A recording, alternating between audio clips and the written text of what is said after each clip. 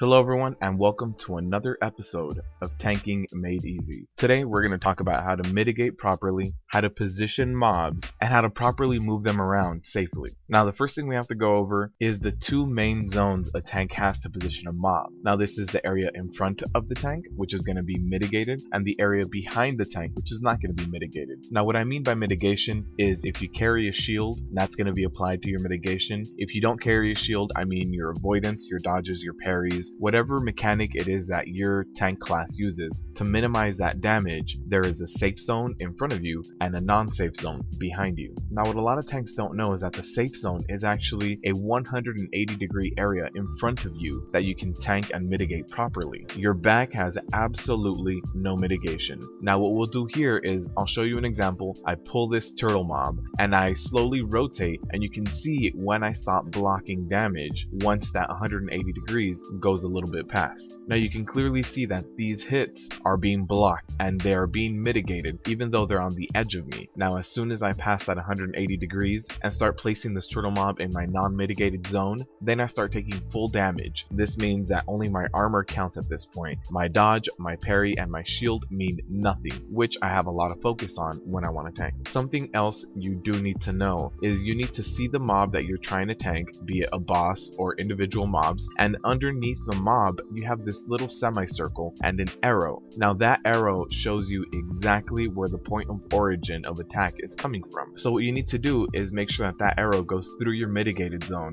and that's how you'll make sure that all of your tanking damage is being mitigated properly. Again, you can see here on this turtle that arrow shifts according to where the turtle is moving. Now animations don't count, whether you're tanking a dragon, a turtle, whatever it is you're tanking. If they have an animation that makes them rotate a little bit, that doesn't necessarily change where the attack is coming from. The arrow on the ground is your true indicator of that. Now when you're trying to move mobs around and keep them all mitigated, you should know their limits. Now depending on how big the circle is underneath the mob, that's going to dictate how easy or difficult it is to move the mob around. Bosses such as raid bosses and dungeon bosses have a really big circle to make it more difficult to move the boss around so that everybody focuses on damage a lot more. However, smaller mobs, trash pulls, they have smaller circles, and a lot of times those mobs can run around and get behind us. Basically, with all of these mobs, you just need to know that as soon as you run out of the circle, they're gonna try to chase you. So you can be on the circumference of the circle underneath them and you'll be fine. That's where you should be tanking, on that circumference. However, as soon as you start separating and creating distance between that circle and your avatar, that's when that mob is gonna start running after you and chasing you. So if you don't want to move mobs around too much, then stay in that circumference area. Also, when you're moving and pulling together a trash pull, what you should do is you should move skewed. Now what this means is that you should give them your side and not your back. So when you're trying to position a mob, don't run into them and run through them giving them your back. What you should do is run into them and then run sideways into position so that you mitigate all of those initial hits. Again, the initial spike of damage is what really hurts a lot of tanks. Something else to note with the circles underneath the mob is that you can safely tank in the circumference and completely swivel the boss around without moving the boss. The more you move around a target, the less damage you're going to get off on it, because melee is going to have to chase that target down and they don't know exactly where you're planning on moving that target to. So if you see here, I start tanking this mob and I start rotating around the circumference of the circle, the mob doesn't move at all. The mob really only rotates, which is exactly what I want it to do. I want to face that mob away from the group and I want everybody to just keep damaging it. So again, stay near the circumference of the mob, and that's how you can swivel a mob around. Something else to note with the arrow dictates the area of origin. It's kind of like a line emanating from the center of the circle. The center of the circle is where the attacks actually originate from. So if you're tanking inside of the circle, like a boss fight for example, you don't have to worry about being unmitigated because the arrow is outside of you and behind you. As long as the center of the circle and the arrow are pointing towards your mitigated zone, you're going to be mitigating just fine.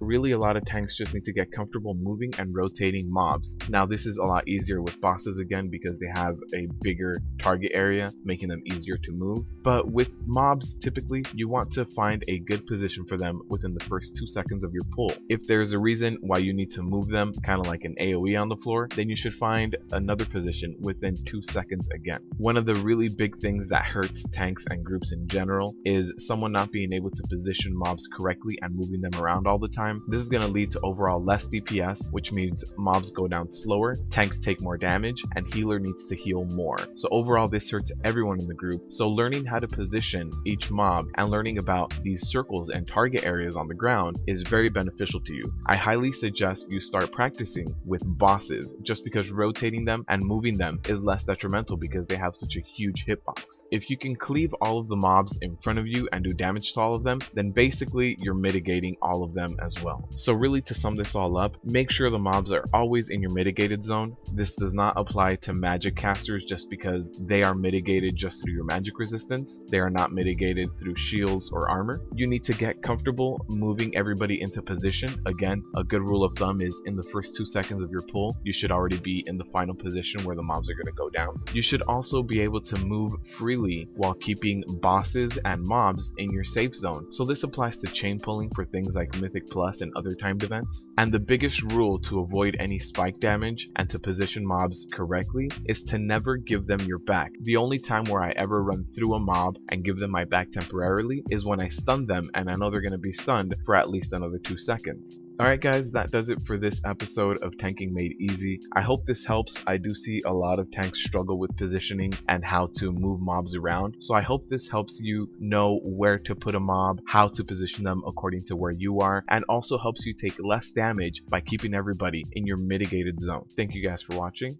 Good luck tanking out there.